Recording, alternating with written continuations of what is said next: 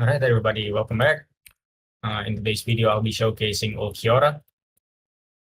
I got the 1 on him, which basically makes him 1 placement, and I haven't tested him out before I got the 1. So I don't know how many placement he got, but he's a ground unit, magic and nature.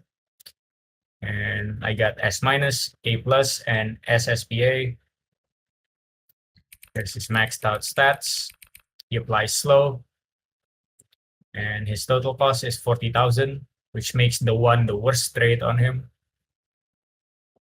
And here's the first passive, Espada Focus. Against boss enemies, he deals 20% more damage, which is really good.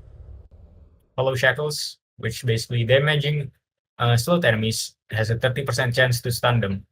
This is very effective, but I would personally keep him on upgrade 9, even though he loses like about, I don't know, 7,000 DPS. I mean 7,000 damage. It's worth keeping him on upgrade 9 just because of the full AoE. I mean, as you can see, the range is also like very short, but I would rather have full AoE than just a circle. And that's the one of the downsides of this unit, I guess. You just can't auto upgrade him. You have to put him on upgrade 9.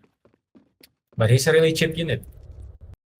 Alright, so I forgot to equip his cosmetic, and you can just skip to the end of this video if you wanna see the cosmetic.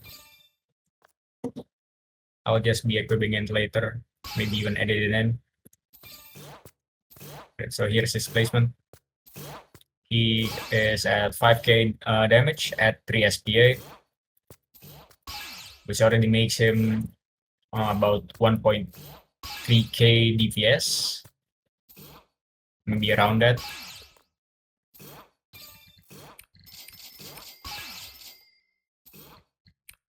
So as you know, against boss enemies, he deals 20% damage, and against slow enemies, he has a 30% chance to stun.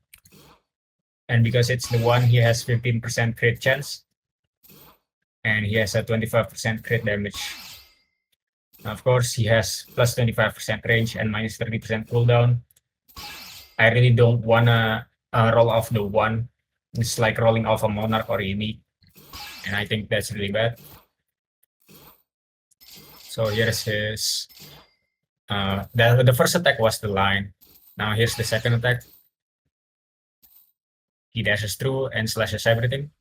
I think that's like 2 multi-hit. Here's his full AoE attack on upgrade 6. Now he applies slow. And this is why I say I want to keep him at upgrade 9, because that's basically the most damage you can get before moving on to the next attack, which turns him into a circle AoE. But I'll showcase the circle AoE after I showcase this one. So here's the slow effect.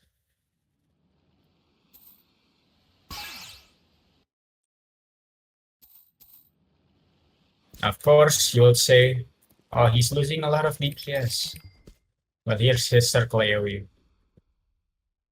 I mean, it's not that bad, but I think keeping him on the full AoE just has more potential, you know.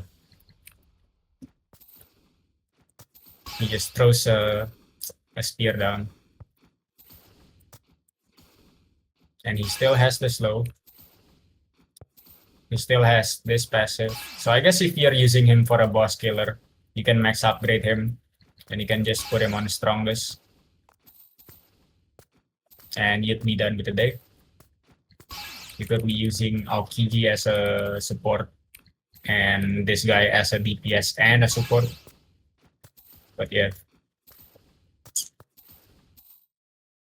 I think this unit is just better in upgrade 9.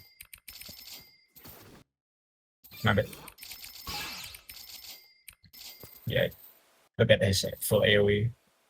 Covers the entire place, like this entire loot.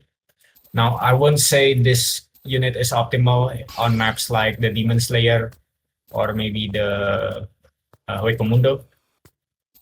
he won't be using this full AoE to the fullest, but I still think he will cover more grounds with full AoE.